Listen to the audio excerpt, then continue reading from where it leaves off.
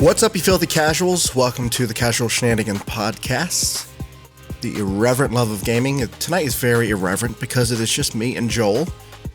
Dave and Jeremiah are at a metalcore concert. What is a metalcore? You know that music that you listen to, like Bonobo and stuff like that? Yeah.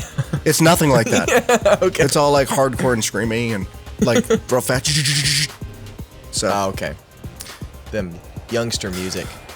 So they'll be back next week. In the meantime, we're just hopping right along and, bringing you quality products like us looking through random Google Hangouts effects on air. So yeah, do you have any announcements or anything? No, yeah, I talked with Jeremiah. Right now there's no announcements and no Patreon stuff that we know of. I have a feeling there's going to be a lot of or unless he hid stuff for me. There's going to be a lot of refunds after tonight. No, I did have one announcement.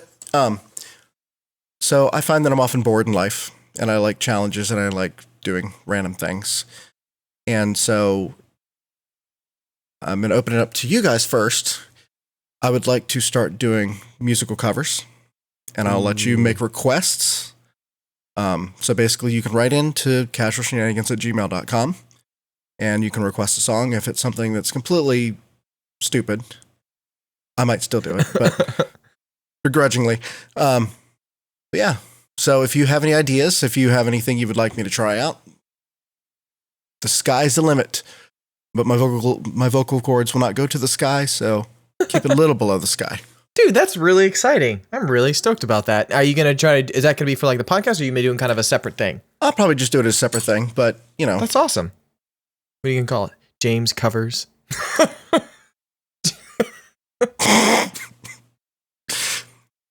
No, Joel, that's you're hired and you're fired as head of marketing. So yeah, that's all I got for announcements tonight. So we're going to jump right into the main topic. The main topic tonight is we're talking about side-scrollers, more or less retro games, because a lot of the side-scrolling games out today are trying to capture that retro feel. Yeah, we're going to talk about everything from games that we played as kids to modern games that try to capture that nostalgic feel. So what's interesting when people talk about like retro games, I feel like retro games haven't ever gone away, really. Because indie games are so popular, and I think the style is much easier to do, like for a low budget, that it's weird. It's like, it's still around. I think the things that are not around when I think of retro gaming, like old NES games and side-scroller games and stuff like that, is inputting codes. Stuff like that. Down. Yeah. I kind of got that feeling when we were playing Helldivers the other day. Yeah. Those little codes. That was it kind of seemed like it'd be kind of dumb, but it was actually really frantic when you're like, oh, gotta get more health.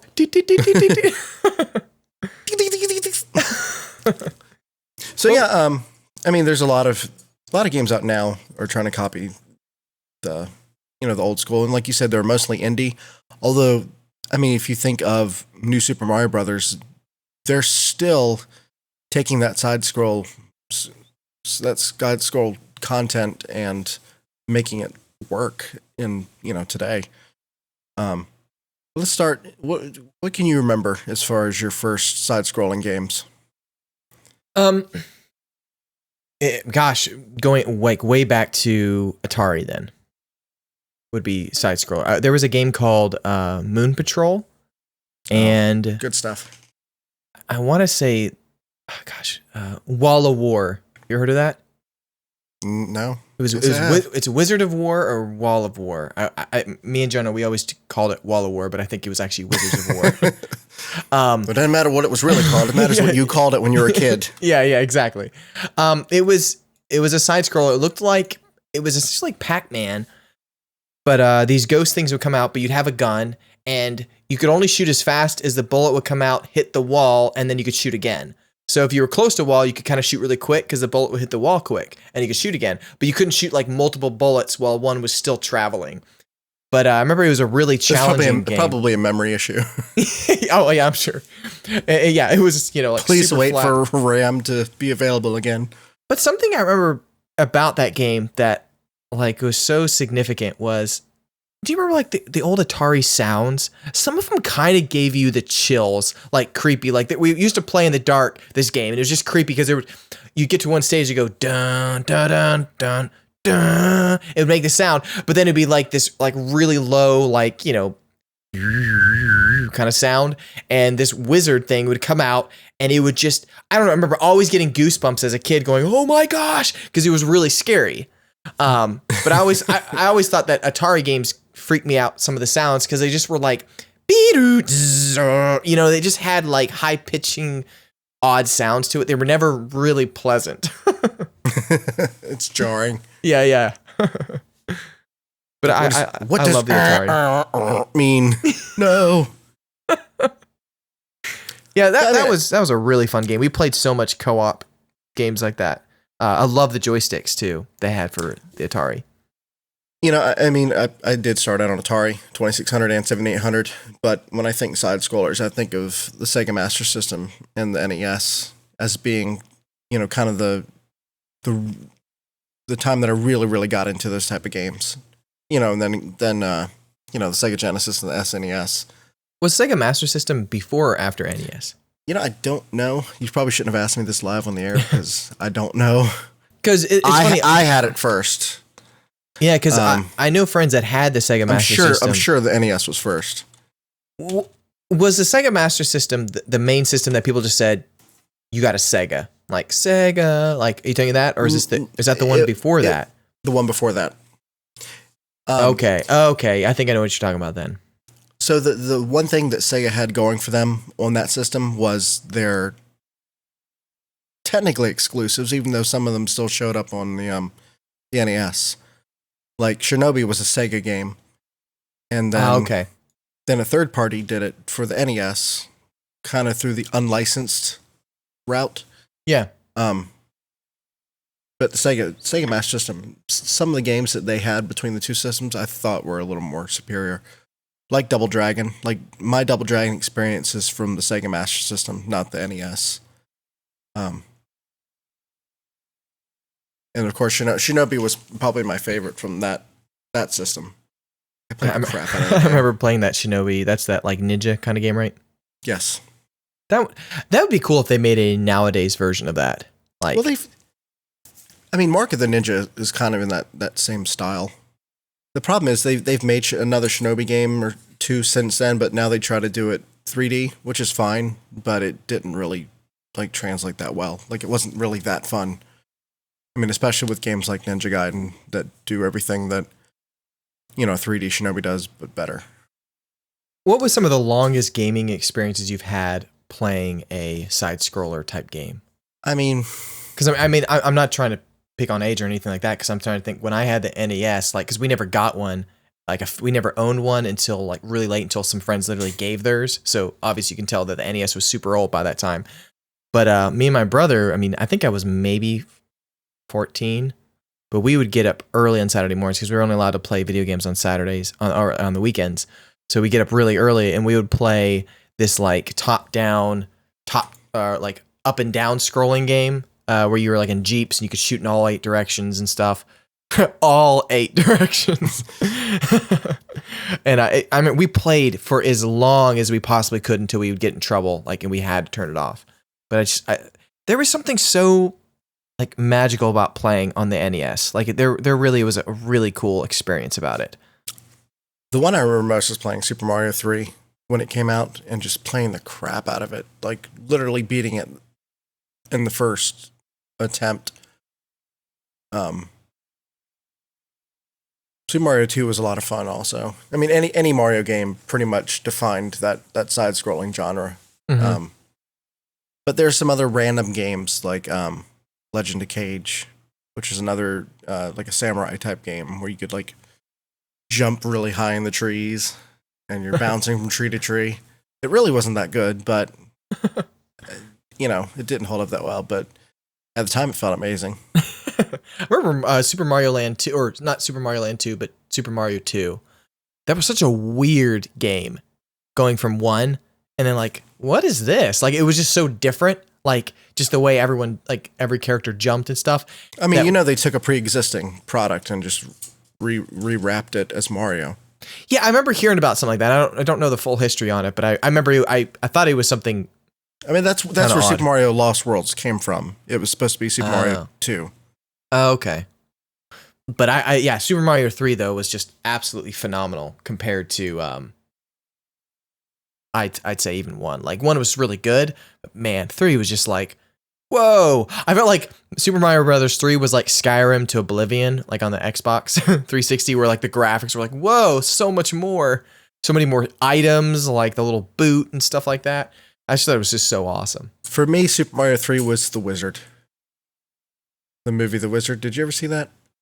Yeah. It had Fred Savage. Yeah. And they were doing this Nintendo Championship, and they revealed the Super Mario 3 in the movie. I remember I didn't see it when it came out because I already knew about Super Mario Brothers 3, so I must have seen it much later on VHS. Probably wasn't as exciting to see it then. I was like, oh, they announced. Oh, that's cool. I mean, imagine them trying to pull something like that, like where you have a movie built around gaming. Yeah. And they're going to reveal footage for the first time of a game, say it's Dark Souls 3. I mean, could you imagine the excitement just to watch the movie, just to get to that part? Oh, yeah. I mean, of course, as a kid, watching a movie that was about gaming was cool in and of itself, but... It was probably one of the first ones. I did see Super Mario Brothers, the movie, in the theater. I want to say I enjoyed it as a kid because it was Mario, but I think it was more of like me forcing myself to like it because it was Mario. And then when I walked out, I was like, wait, this is horrible. I think I was old enough to say it was horrible from the start. I didn't have to convince myself that it was. Sega Genesis, I played, I think my favorites on that were Ghouls and Ghosts, which was an arcade game. They're just fantastic games. Joy loved Ghouls and Ghosts. It was based on Ghosts and Goblins, which is really weird because it kind of had it was the King Arthur character, and it was kind of the same, but they kind of switched the name around, and all of a sudden it's a brand new game. Wow. I played that. I loved Golden Axe. Golden Axe was awesome in the arcade, and so when they came out with a system that could play it at home, I think that was the first real attempt to kind of match the arcade and the home console system. I mean, NES tried it too, but this was the first time where you were seeing games released at the same time. Mm-hmm. Revenge of Shinobi was my jam. My brother, he was given 2 offers. He can only choose one. My grandmother said she was going to buy him a brand new guitar, acoustic guitar, or a Super NES. I mean, sorry, not just an NES when it first came out. And he chose the guitar. And I remember him being so angry as a kid. And yet he does not play guitar still. I was like, aww. I remember my mom was like so happy, like, yay, you got something useful. And I was just like, dang it. Would you like this Sega Genesis or an abacus? No, like, what's those those like the long sticks that have like the rain sticks? Just one of those.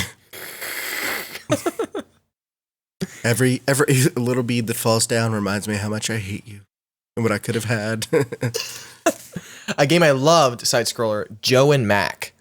Those were good games. It was you kind of played like a caveman. Really yeah. I like the really crappy side-scrolling games like Joe and Mac and Adventure Island and all those. Mm-hmm. Is Adventure Island, is that the one with the little skateboard? Yeah. Yeah, you get the skateboard and it's like so hard to control. Yep. You know what's interesting is I'm curious to the people I think who are growing up now that I'd say are maybe like 16 to 18. Their retro gaming is Halo. Like Halo, yeah. That's really interesting, And I'm curious to know if this generation now is going to kind of carry that kind of gaming into the future, or if side scrolling, like I guess more like 8-bit, 16-bit, 32-bit type of looking games, if they are going to eventually disappear because you're just not going to have the people, like, we're not going to be wanting to play as much, because even now, like, I would love to play. There's some games that I'm really looking forward to. The game Salt and Sanctuary that's coming out that looks very much like Dark Souls, but side-scrolling. But there's so many games that come out that I really want to always try playing new games. And since I've played so much side-scrolling and old, NES games and Super NES games, that I've played hundreds of them, that I'm like, I'm enjoying the games now, unless it's something really specific. Like, what was the one that just came out recently? The Shovel Knight. I mean, that was fantastic, really held my attention. But some of the games, unless they just don't, unless they immediately grab me, it's like hard to want to play that right when you have Fallout or something. So I'm curious to know if those games will last for a really long time. But I wonder if it's partly because we do have iPhones and like this 3DS or, portables are still around, that those games are much easier to do on those systems graphically. Right. If they'll be around just because of the fact of lower graphics processing. But I don't think for too much longer they will have to be like that. It's a shame, because I do think a big portion of that all is nostalgia. But at the same time, I do think it's a fun mechanic. I think that they can explore a lot with side-scrolling. Let's talk a little bit about some of the games that are out now that aren't necessarily trying to go all retro. I mean, there are some games that are, that have an 8-bit look or 16-bit look. Yeah. But I'm thinking more games like Shadow Complex, Deadlights, Mark of the Ninja. Do you think those type of games have a future? Or is nostalgia the only thing that keeps those games being made? Like, personally, yeah, growing up with those kind of games, I still enjoy those type of games. And I think it's only partially nostalgia. I think it's just, I do enjoy a variety. Like, it's fun to be able to run around. Like, the same reason I like third-person platforming. Yeah.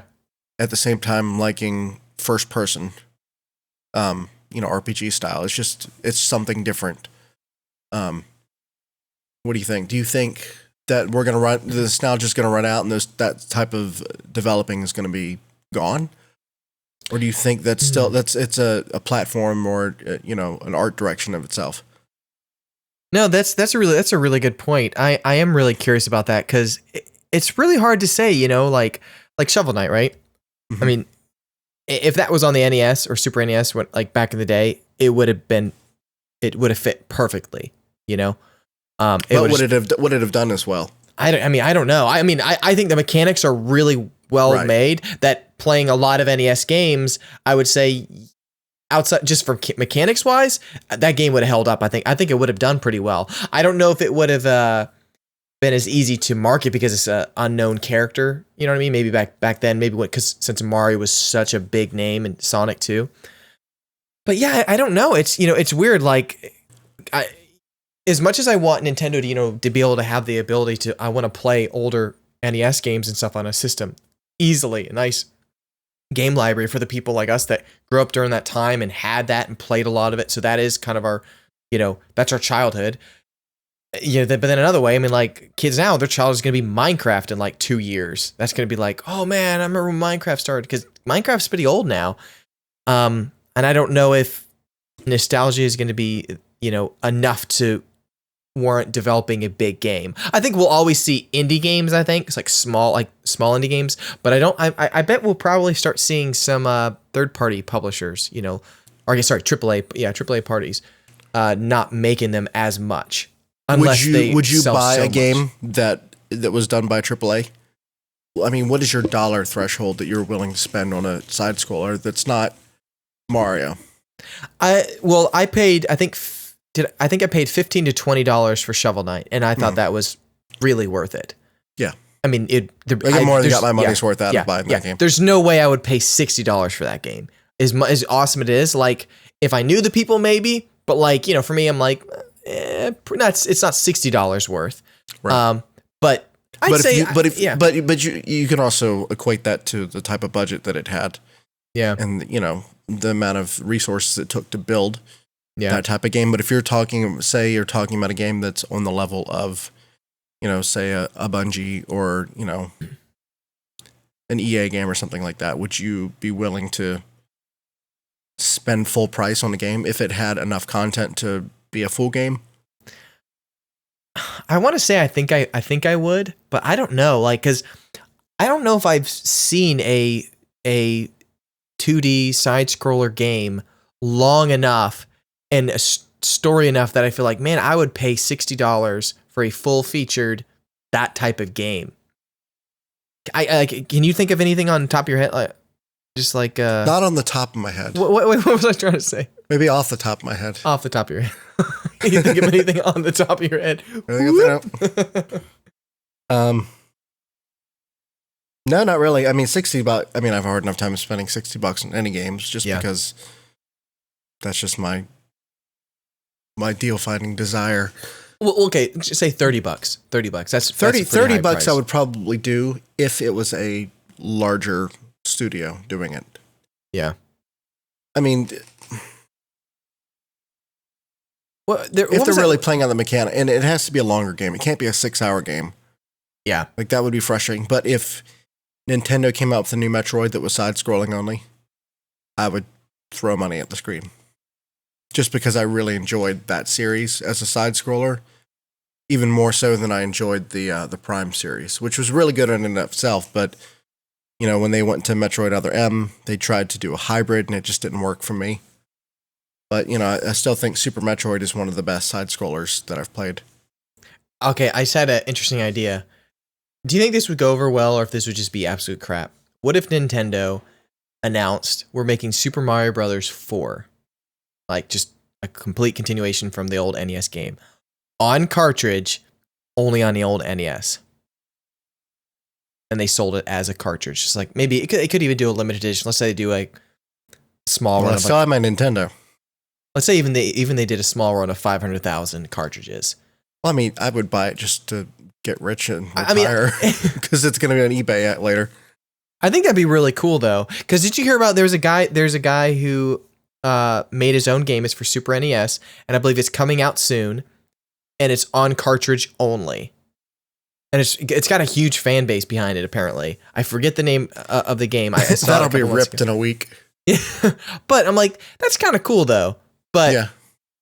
But again, I think the only people that be driving that are people, I think, like us who played on all the NES and really enjoyed those games as kids. I mean, it's a little hipster if we're getting honest about it. I mean, yeah, that's like saying I'm only releasing my next album on 8-track. Yeah. So. Well, 8-track has the best quality, James. Absolutely. Now, did you play the Assassin's Creed side-scrolling ones? I have not played those. Just because I'm too busy playing the actual Assassin's Creed game. Oh, the ones that don't work. I'm just kidding. Yeah, I think they came out in a bundle, 3 of them. One in Russia, I think one in Egypt or something. I forget where. China. China. Well, there was one China, but I thought there was one in Egypt as well or something. I don't know.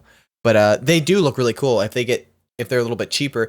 I think the hardest part for me is I can't play those old retro games unless it has like the stories generally don't hold me on those because I hate I guess they usually have such slow beginnings for a game like that you're reading just walls of text for hours until you do anything.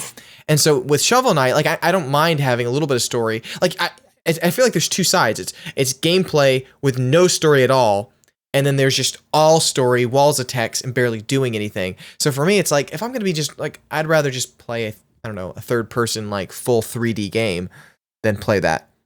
So more of the, just tactical, I guess, skill-based, games like Shovel Knight, really twitchy ones that you get into right away. I think I would play those more often than I would play maybe something that would just be what if they announced a Final Fantasy, whatever the heck they're at, 15? Yeah, but back in the complete old NES style or so whatever. Top down. Yeah, not side scrolling. Yeah. Well, for the other podcast where we talk about top down. Shut up. I kind of put side scrolling in the same thing because I know it's not side, but you could still be top down and side scrolling left and right. I mean, technically, you could play a first person shooter and only side scroll. Yeah. Whee! What games that are out now or series that are out now would you actually really appreciate them coming out with a 2D version? Side-scrolling. Ooh. Games are out now. Well, Dark Souls. I think it would translate super well. I don't want any more Mario side scrollers. I really don't want any more. I mean, you know they're coming. I know, but I want a 3D one of those. Man, side scroller. Oh, I would like a Metal Gear Slug. Sorry, Metal Slug, not Metal Gear Slug. Metal Slug. I love those. I played those games with my uncle. Well, I mean, yeah, but those are already side-scrolling. I'm talking about games that are not currently. Oh, okay. Halo. I could see that being fun if you did it like a Metal Slug type game. That would be pretty awesome. 4-player co-op, just insanity. Getting the Warthog. I would like to see another RPG type game in side-scrolling. It could be something like Fallout or Mass Effect. I just think it would be fun to be able to treat it like Shovel Knight, where you're running to the village and you talk to people and go into the different places. Mm-hmm. I think it would work really well. That would be really cool. I mean, you could do Assassin's Creed that could essentially be like the ones that they already released. Right.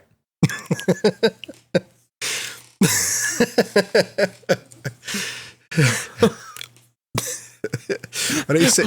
Well, that was a nice podcast. Next, folks. Joel is going to say Mario. And every other one that already exists. What if we had a guy that you could run really fast, like do loops? What if he were blue? Ooh, yeah, blue would work. Or like orange, like his buddy could have like a tail that he flies. Yeah. I could see that working. Yeah, I could see that. Yeah, Halo would be awesome. I'm trying to think if there's any other cool ones. Animal Crossing side scroller. Absolutely. I've been waiting for that. I'm still waiting for the first person version. First person. Animal Crossing. Okay, that would actually kind of be cool. It might be a little cool. Do it like Oblivion. Dude, they should make an Animal Crossing VR game. That would be actually pretty cool. You top down and you're like looking over the city and stuff. Okay, so did you ever get a old NES game for Christmas, or one that you've been asking for a long period of time that you can remember, like, that was really significant? I remember getting that game. That was like, I couldn't wait to get it. No, I mean, not so much. I think it was more SNES and Genesis that were more I can't wait to get this game. I can't wait for it to come out. I have to buy it. I would say, and for that, I mean, like F-Zero. F-Zero was good. That's a good side scroll. Golden Axe, Revenge of Shinobi. But those aren't side scrollers. Star Fox, but that wasn't a side scroller either. We're just talking about old games tonight. So let me tell you about this terrible side scrolling game called Last Battle. I think, did I show you this game? Talk about it. I might catch on. Man, I don't even remember. You start a stage and you go from the left to the right and you get to the end. I mean, just like every side scroller, and you're just fighting people. But it had these really weird stages where you're in this inside area where rocks are falling from the ceiling and things are shooting across, and it was pretty terrible. And I think I finally beat it as an adult with cheat codes. But whatever. Actually, my favorite side scrolling moment is playing. I think it was Ghouls and Ghosts. Yeah, Ghouls and Ghosts.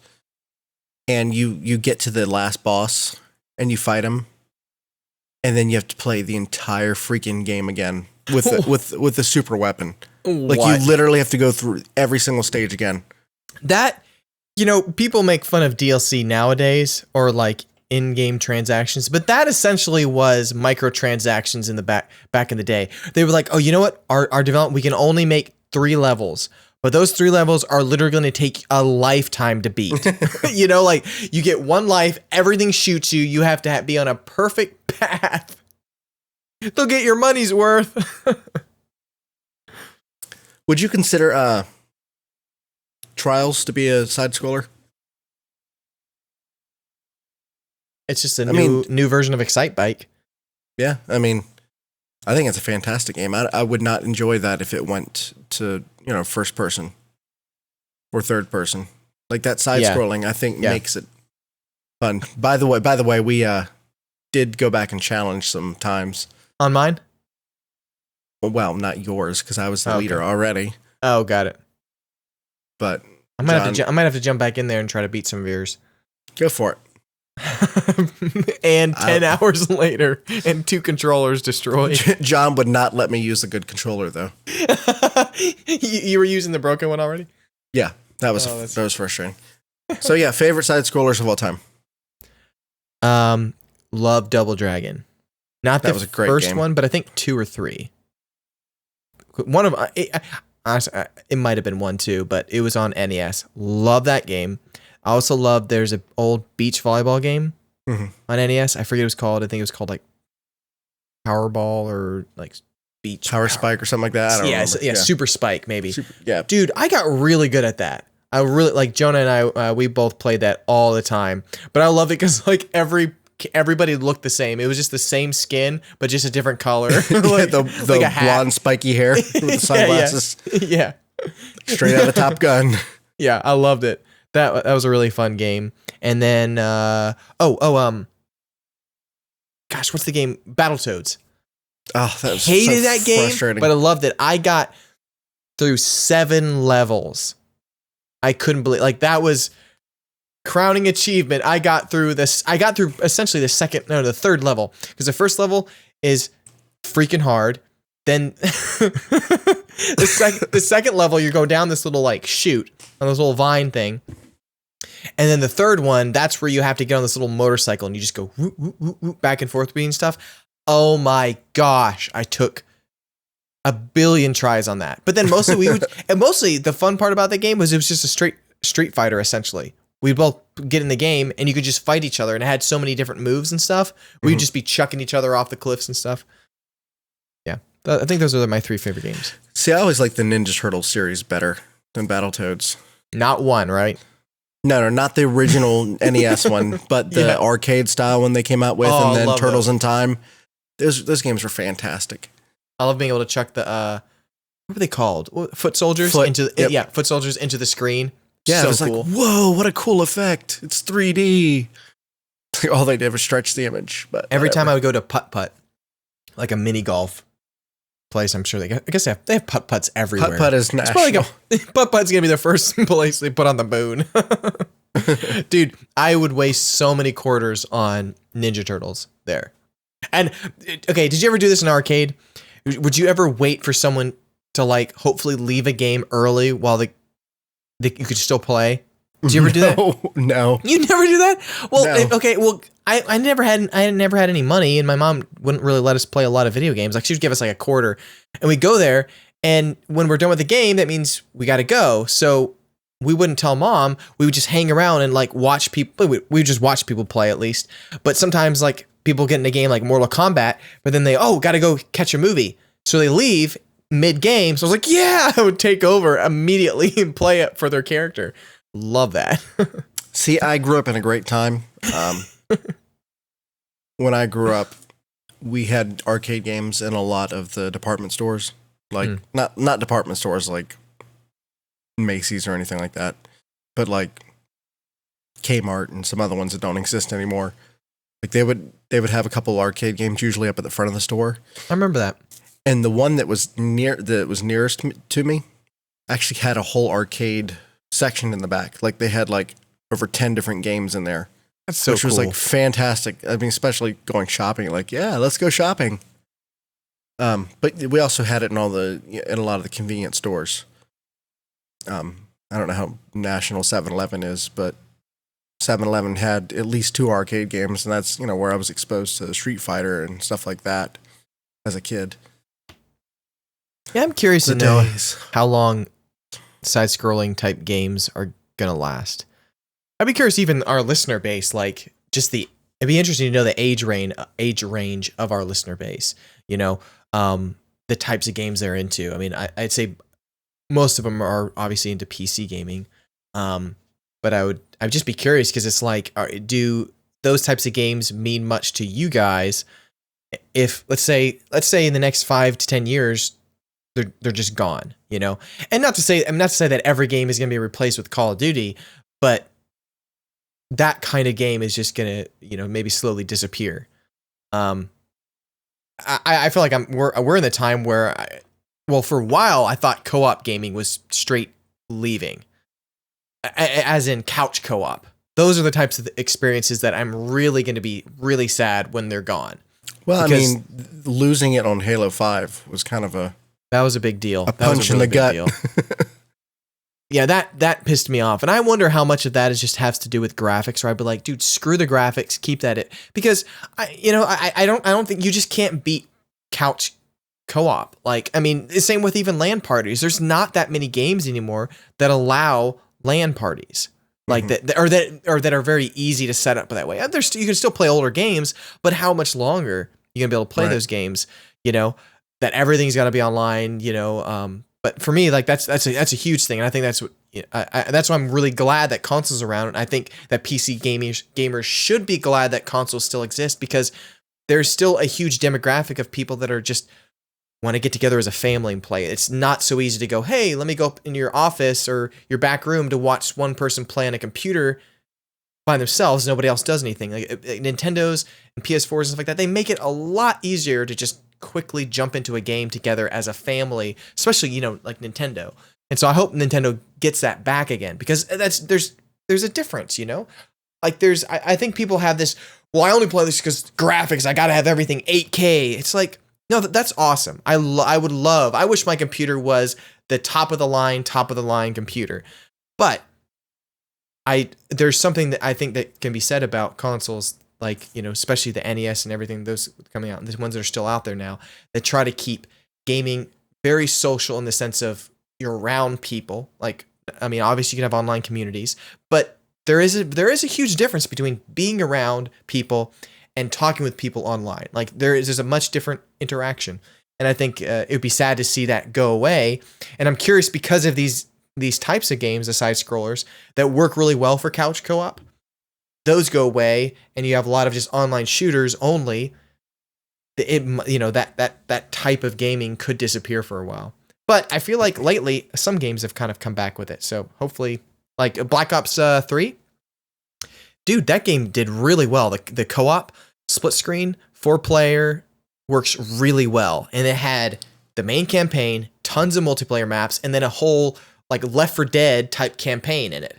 Like, I think that they said, you know what, I know we're Call of Duty, but we gave you a crap ton of content in one package. I would love to see more games do that. Just FYI, one of the benefits of the Steam Link is that it makes it easier to do couch co-op with PC games. I mean, you can hook up your PC to your TV, or you can obviously pull up a chair to your computer. But with the Steam Link, those games do have the multiplayer built in. And so it's been good to just turn on the little system and then launch a game, you know, like something like even as silly as Lego Batman, and be able to play co-op without having to go through, you know, pulling the chair up to the computer and everybody huddling around, or you know, running a cable to your TV. So we'll see if couch co-op isn't a thing of the future. I mean, not the future. I mean, it's been around, but if that doesn't become a staple now that we have, you know, smaller, like the Alienware computers. Yeah. If we don't see more of a co-op focus, Divinity was a local co-op game. Divinity Original Sin. Oh, I've heard that name, and I'm thinking it's a third person like 3D RPG game. It's very much like Diablo. Oh, you can watch me play. Might have to check it out. You can watch me play some later. Okay. And now it is turn based, but it's kind of cool. Like, you have to set it up tactically. Like, you have so many action points. So if you have to spend your round getting from here to here, then that's your round. That's really cool. But I just bought it, so if you want to watch me play, we'll do that after. That sounds kind of interesting. Or at some point. Yeah, but I guess community, if you have any thoughts on side scrollers and kind of retro games, I'd love to just hear like our listener base on what you guys think about that, and if you guys would be totally okay with it disappearing, or don't care either way, or if it's something we're like, no, please always let it be around. I'm curious. Yeah, is it bleeding a nostalgic vein? Yeah. Or is it its own art form? Is it its own genre that deserves to be alive still? Because the last thing I guess I would say on this is it kind of reminds me the same with even with the new Star Wars movie. You know, I think they can get away with this with Episode 7, really pulling at the heartstrings of like, oh, it's good to see our old friends back, you know, in a familiar, you know, setting, with adding a lot of new stuff, you know, but having that like this feels familiar. This feels like Star Wars I grew up on, you know, grew up on. Some of us grew up on Star Wars. I'm growing.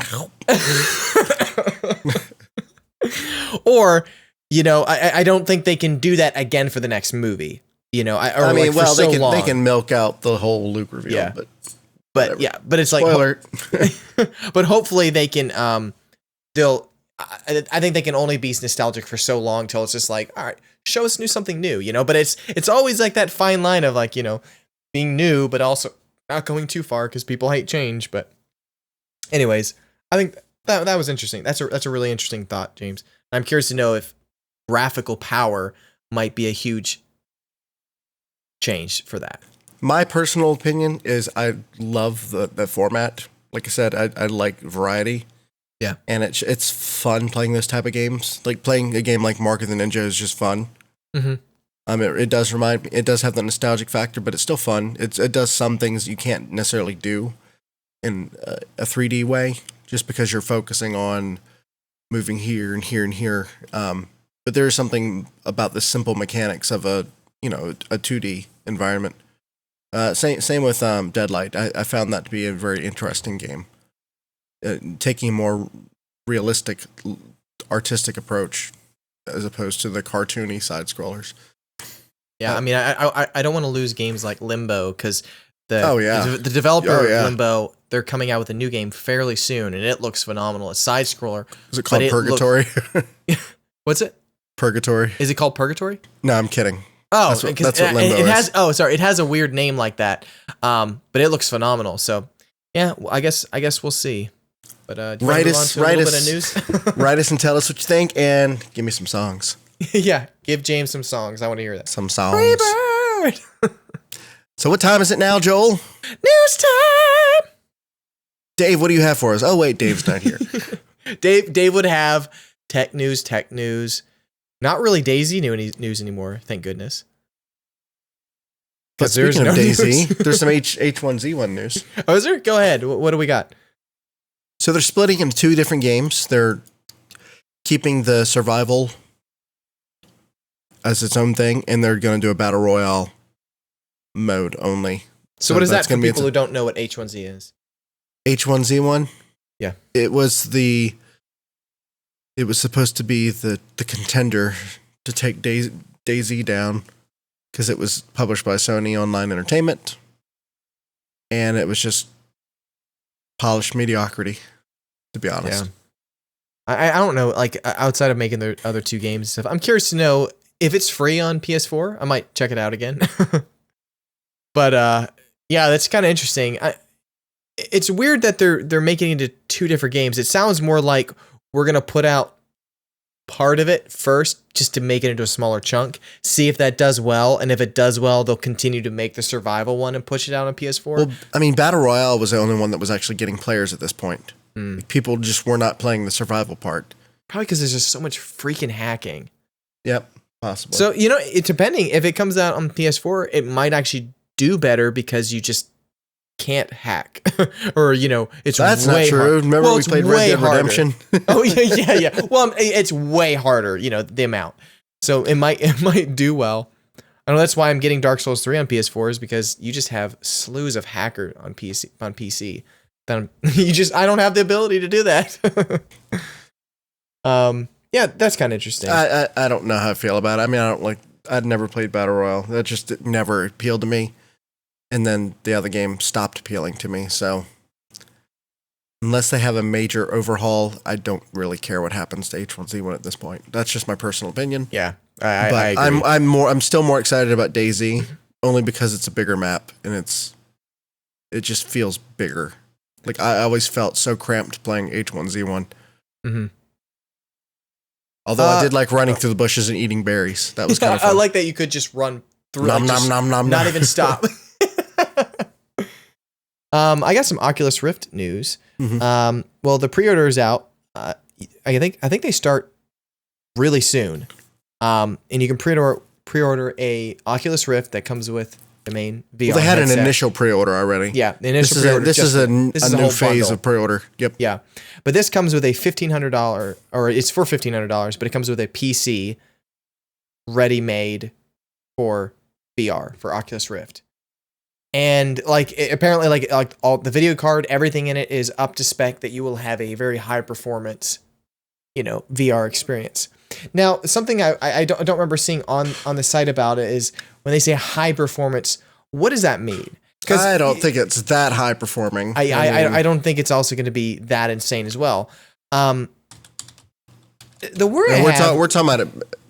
The only one I saw was Best Buy, so I don't know if you saw it somewhere else. But those are the bundles that I saw. Yeah.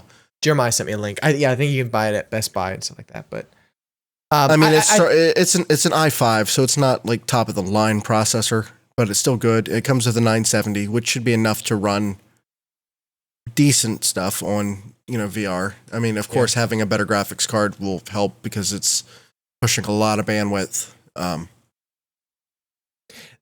then also, Jeremiah sent me a link in the GTX 980 Ti VR edition. So NVIDIA's, and this I think is very smart. Like, I think this is like, good job, guys. Like, way to make one step easier on PC. Like, because I feel like everything on PC, like you gotta cables, I think this is a great idea. You gotta hook up cables. I know. Oh, no. Well, when it comes to VR, just wait till you have a VR, okay? You guys think I'm full of bull crap when I talk about VR, but I had one for like 2 months. You'll understand how quickly cables and stuff can be really frustrating with VR. But anyways, it comes with the video card, but then it also has kind of like a USB hub front plate to attach to the front of your PC that has a HDMI in, basically. So you can attach the headgear from that's going to free up some more cable space. You don't have to do an extension or anything like that. I think that's a great idea. So I think that's a good. Jeremiah said in the notes, he said would be a good addition. Now, the only thing I'm thinking about that is if you buy a $1,500 computer that already has a video card made for it specifically, hopefully you can sell the other one to make up for the price of getting the 980 Ti. I mean, a small chunk of it, I'm sure, but not more than half. Yeah.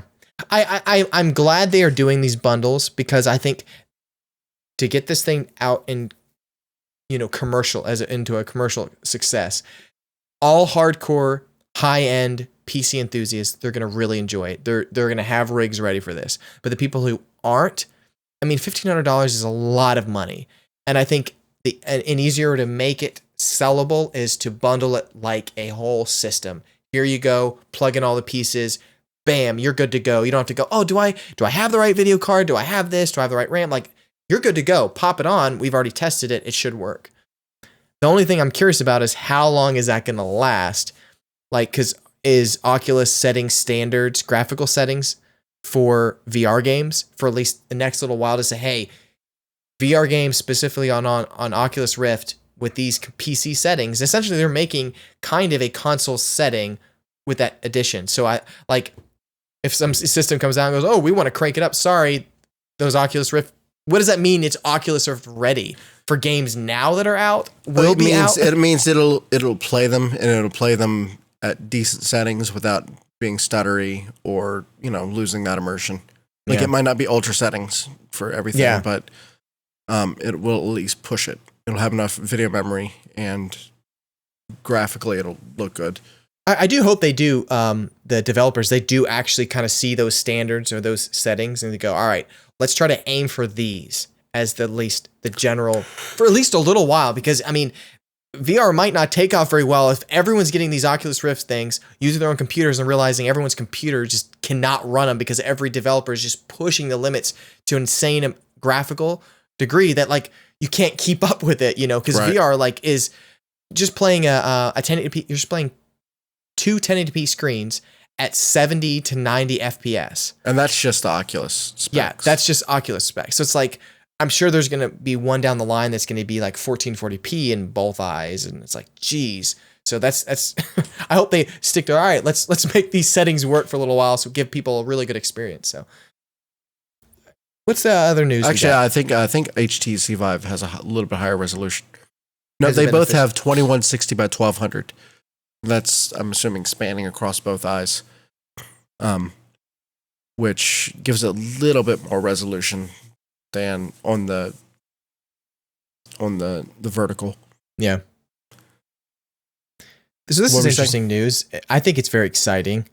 In one sense, I think that the developers are listening, and they're listening probably because obviously money's not coming in as much as they expected. But Assassin's Creed, Ubisoft said they're officially taking a year off.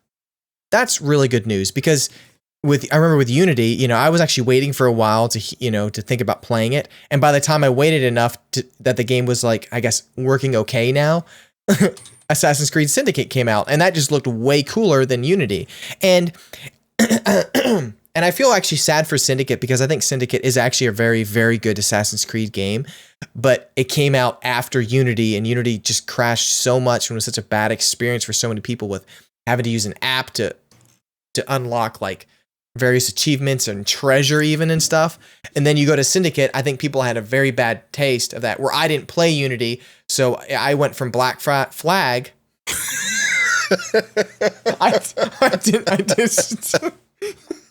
I didn't say it. You said it in my mind. Oh my gosh, that was a close one. Jeez. I'm so sorry. Oh, okay. Shut up. You might want to mark this time. Black Flag was a good game, but it wasn't my favorite. I think Assassin's Creed Syndicate was honestly a way better game. I really enjoyed it. The characters are really good. So yeah, I and they said they're not just waiting for a year, but they're really rethinking Assassin's Creed as a franchise.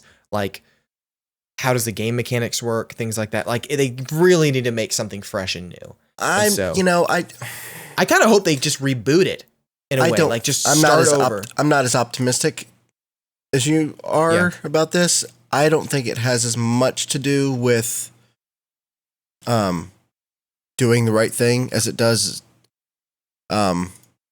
seeing how the movie does, maybe, and writing off any of that success.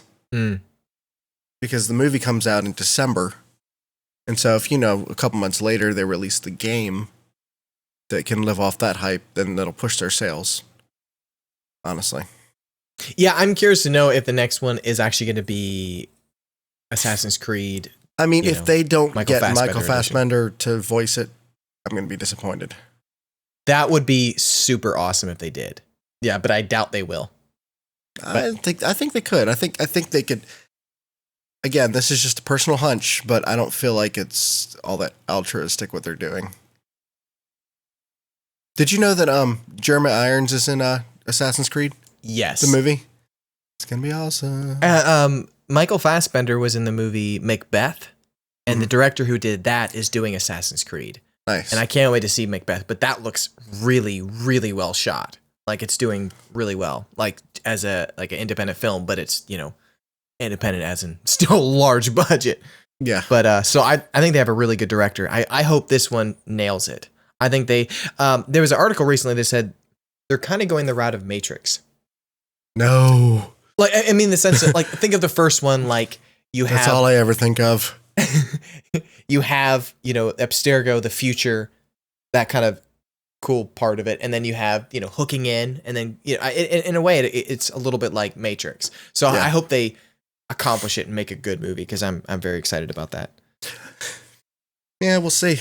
I didn't really have any news items this week. I mean, I've been looking up and down for Nintendo NX rumors, and they're just not there. They're just not there. It's the same stupid clickbait websites that have links. I've learned to just not even pay attention to those because it just gets my hopes up. I will say that the newest Batman vs Superman trailer came out today. Batman v Superman trailer came out today. I'm actually wearing. Can you see my red hood shirt tonight in honor? Yeah, I really enjoyed that trailer. I think it was a trailer that I needed before the movie came out. It gave me a different outlook on how the movie's going to turn out. I mean, just that first 15 seconds of the whole thing was just... I mean, it still looks like a, Zack Snyder film. Yeah, but... Just kidding. I hate you. No, dude, I think they're finally taking Batman. Gosh, I'm messing up my words. I almost said Batman. He'll sneak in that your was house. Dark Knight Rises. Acupuncture and fix your back. Dude, man, that trailer was awesome. Oh man, I really can't wait for that. It's gonna be whether the movie's amazing or not, it's gonna be amazing for the first time. You know what I mean? It's gonna be one of those movies that you're gonna like, holy crap! Because even The Dark Knight Rises, I don't like now at all. But man alive, I loved it in the theater. Just seeing it with everybody, it was awesome the first time. Well, there are movies that are super just like, they stick with you. Yeah. And then there are movies that there are parts of it that were just amazing, and that's all that matters. Yeah. Like from the trailer, just seeing a fight scene, it was awesome enough. Like if the rest of the movie's not that great, I'll still enjoy it. But I'll say, man, that was some of the best fighting I've seen for a Batman, film. I loved all the comments because Batman was just punching people left and right. The comments were just all about like the Batman game. Like Batman finally pressed Y to counterattack. He was just like chucking people, slamming people into the ground. Dude, the guy's ripped. Now, do you have the mail open by any chance? I do, but I have one last little bit of news. Okay. Tomb Raider just got released on PC. And if you've been following the podcast, when Tomb Raider, the newest one, was originally released, it was on Xbox One as an exclusive or timed exclusive for about almost a year. Not that long. I mean, it wasn't a year? Yeah, it's maybe 5-6 months. Either way, it didn't do very well. It sold roughly about 500,000 units. And on PC, Jeremiah sent me a message, said, it looks like they're about like at almost 2 million sales. Like it's doing really, really well. So, and what's interesting is, like there's not many games that come back from not doing well when it first releases to doing really well later. That'd be like if Borderlands, not the pre-sequel, but the whole bundle, if that did insanely well, but Borderlands 2 and the first one like did terrible when they first came out. Well, I mean, that happens though. That happens with cult movies and cult, anything is, the first run can be just kind of like blah. And then it just, for some reason, catches on, and then it becomes like this underground popularity. I don't think that's what happened with Rise of Tomb Raider. We can say it was because of the being so close to the release of Fallout, and that could be part of it. I think it being an exclusive for the Xbox probably hurt it more than anything. Like, I think the sales would have been about the same for both if they released it at the same time. Yeah, I mean, I think Fallout 4 did have I think that might actually hurt the Xbox even more if they released it at the same time. Oh, I think it would have definitely. Because I don't think it would have been that popular on Xbox One. It would have been a new game to play on it. But man, if you had PS4, you were probably going to get it on that. Right. And I'm very excited to play it. I'm going to wait for a while because I'm still finishing Witcher and Fallout, which will take me forever. Yeah, but I thought that was kind of interesting. But I do have a little bit of mail, just a tiny bit. What time is it? Mail time! I actually said that word. You can write into the show with casualshenanigans@gmail.com, just like Cody did. Cody wants The Ocean is Bullshit t-shirt and thoughts on The Division. I don't know if I can fit all my thoughts of The Division on a t-shirt, but The Ocean is Bullshit could happen. I actually have an idea in the works. We'll talk about it at another time, because I don't want to give it away yet, but we're scheming behind the scenes. Joel and I are scheming because we both have that same sentiment about the ocean. Like, we actually have conversations about how bullshit the ocean is quite often. Like, we'll send pictures back and forth of like spider crabs. Yeah. And, like, what was the Japanese? It was a spider crab. Okay, yeah. Oh my gosh, thing is like, it's huge, size of a giant table. Like, legs are like 6 feet long and everything. I was just like, F that thing. Just nuke it, nuke the whole ocean. We don't need trade. Heck, we don't need trade with other countries. Just keep. We don't need water. Yeah. I mean, what has water ever done for us? We have rain, James. We'll have our rain. Just put a giant fence around the ocean. No one can go in. Yeah, I don't think that's how it works. I just thought thoughts on the Division? No thoughts. Yeah, I other than it looks really cool, I think, but I haven't gotten to play it yet. You should tune into the last podcast where they talked about the Division. Yeah. Because they actually gave a lot of thoughts. I'm excited. If it turns out good, I'll play it. You gonna play the beta? Or the open beta? I didn't play it before. If they're doing it again, I might try it. Yeah, the open beta is this weekend. Well, we'll see. So I'm planning to play it. I think it looks cool. I don't really have anything. What is this? What is this other one? What's that? What is the is second there another email? one? Oh, I didn't even notice that. I thought it was one. Quantum of Infinity with thoughts on NVIDIA GameWorks. Feel free to leave this one for next week. I'm reading on my iPhone because I can't log into the Google Docs. Good job, Joel, reading the inside show notes.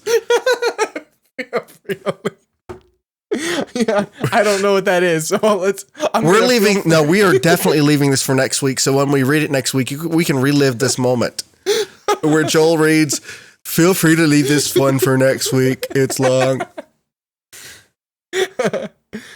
Okay, for my 90 seconds, can we talk about the ocean being bullshit?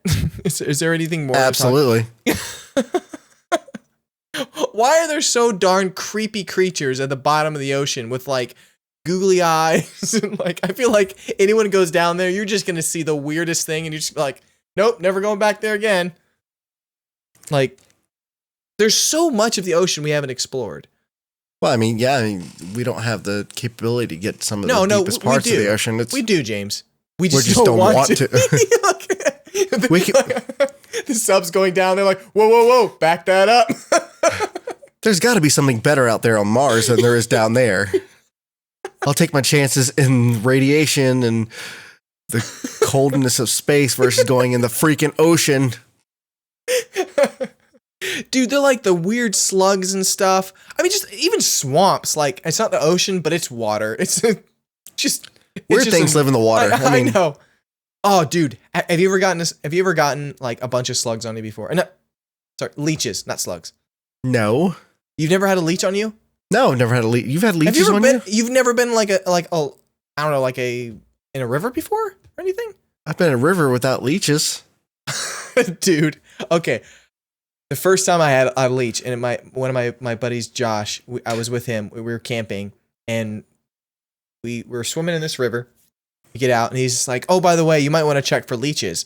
And that honestly probably was the first time I'd heard about even leeches. I was like maybe 15 or 16. Holy crap! I mean, that was one of those things where I looked over and I was like, "I'm in the movie Alien right now." It was like on my thigh, and I'm like, going, "Oh my gosh!" And then it was like more creepy because it was like, Josh, like I was kind of freaking out, like, what do I do? You know? He's like, well, you don't just rip it off, like, because if it basically like bites you, and then there's like a long tongue that goes into your like bloodstream or something. I don't understand. So I'm not National Geographic, so don't take out what I say. But he pulled it off, and this like little strand, James, came out of my leg, and I'm going, I'm like, why? What is this? What is this? Yeah. So if I could take a Molotov to that river. I mean, you're lucky you didn't see the movie Stand By Me before you went in. Oh man. That was one of the most terrifying scenes in any movie ever. When they're pulling the leeches off. It's just when it's like ticks too. I think ticks came from the ocean. Oh gosh, yeah. Let's see, jellyfish or bullshit. giant squids. I kind of have this weird fascination with like an octopus, just because it's very intelligent. Yeah. But like, if it was intelligent enough to be freaky is heck too, especially when they start if like it was right on your camouflaging table and start running and if it was on your table just flopping around, would you burn the table? Would you burn the table? And the house that the table's in? Yes. Get out, kids, we're moving. I mean, we got sea urchins, we got just even the plants are just weird. Oh, you could even sitting on the beach, you know, and you're like, oh, it's really quiet. We'd have beach fires and stuff, and then you like turn the flashlight on, crabs everywhere. They're just like they're like looking at you, you know, and they turn the light on. They're like, and I'm just like, why do you have to be like? They're like spiders of the ocean. Nobody likes spiders. Get rid of crabs too. I want to live on the space station. Seriously, I'm gonna move to the Institute. There was the show there. It's called that has Carl Pilkington in it. You heard of that? Ricky Gervais and Carl Pilkington, Idiot Abroad. Mm-hmm. Well, there was a really funny episode, and one of the things he was talking about, Carl Pilkington. He just has a really interesting way of saying things and the way he thinks and stuff is just hilarious. I was like, I relate. But he's like, I'm talking about the ocean. He's like, you know what? You know, aliens are going to come visit one day, and they're going to come down, and they're like, all right, let's see what you guys have here on Earth. He's like, all right, everyone just line up. And so he's like looking, he's like, I was like, cool. You got a dog, cat, all right, human, this, got a gorilla, you got a snake. And then it's like, octopus. Hey, hold on a second. What's that? And he just says, like, wait a second. What is that thing? Get rid of it. He's like, octopuses are the strangest things in the world. Like, just get rid of it. James. James has Google glasses on right now, or the goggles. Snorkeling. Blah, blah, blah, blah, blah, blah. All right, I think Jeremiah is going to kill us for this episode. Yeah, I don't have anything else for things. But yeah, jellyfish, they're bullshit. But something is coming with the ocean is bullshit. I promise. I just feel like your shirt, James, would just be like a jellyfish climbing out of the water, and you just like kick it back in. It just shows you smacking it back in. It's like, help me. Smack. I don't think, I think that's it. What are you playing this week? Tried a little bit of Divinity, Original Sin. It was kind of cool. I was tired, so I didn't play that much. Haven't really played that much other than Trials, just because we did the CSG Con last week. And so we'll probably talk about that on the next podcast when we're all here, talk about some of the stuff that we did. Man, really hasn't been much of a gaming week. Yeah. What about you? I got to play just a little bit of Helldivers the other night. That was fun. Oh, yeah, that was fun. But that was about it for a while, because I took the trip to California, and then there was some other stuff the week before, and I was trying to finish up editing, so I didn't get much gaming time in. So I'm excited to go do something tonight. But I'm still making my way through Assassin's Creed. I think I'm on the last chapter, so I'm really excited that I'm actually I got a game finishing. suggestion for you tonight. What's that? You should finally try Gone Home. Ooh. I want to play that in Firewatch. Dude, I can't wait to play Firewatch too. Yeah, it looks really good. But right now, I don't have the money to go buy it yet. Well, you have Gone Home in your inventory. So tell us what you guys are playing, and and whether you guys think the ocean is bullshit is just as much as we think it is. No. Just tell us which parts of the ocean you think are bullshit, because we all know it is. We all know it is. There's empirical data that it's true. Just tell us which ones you think are the most bull. Shit like. Anyway, that's all we have for this week. You can write into us, as we've already mentioned, at casualshenanigans@gmail.com. Again, write in your song request, write in your bullshit. Not talking about you, weird stranger. Don't write in your bullshit. don't write. Just kidding. What else do we ask them to write? Oh, yeah, about the retro games. What you think about side-scrolling, if it's an art form or if it's just ready to die soon. You can also write us at Twitter at casualshenanigans. You can visit our website, casualshenanigans.com. SideScroll.com. Gosh. We have a Facebook page. We don't have many followers. Gonna put this out here again. Follow us on Facebook. Like us. We might actually start adding content if you do. Of course, we're on YouTube. Or how else are you watching us if you're watching? Now, if you're listening, that's irrelevant. But you can start watching us and see what we have to say. We can see our silly goggles. This is what you're missing on the audio version. That's about it. And, the other guys, they have their channels, Germ Gaming and Evil Viking 13.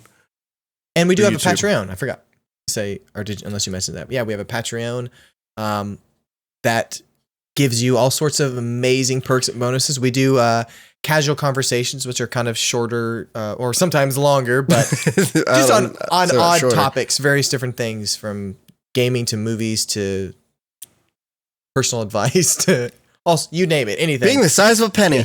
We did one. Actually, check us out. We'll do your ideas. And I know we have one in the waiting that someone suggested that I think we'll be doing in the near future. But yeah, if you have any ideas, feel free to write in for casual conversations too. And feel free to offer deep ideas too. I'm all about the deep. Just not the ocean deep, because that's bullshit. That's a show. All right, well, slap a seal, send it back to the ocean.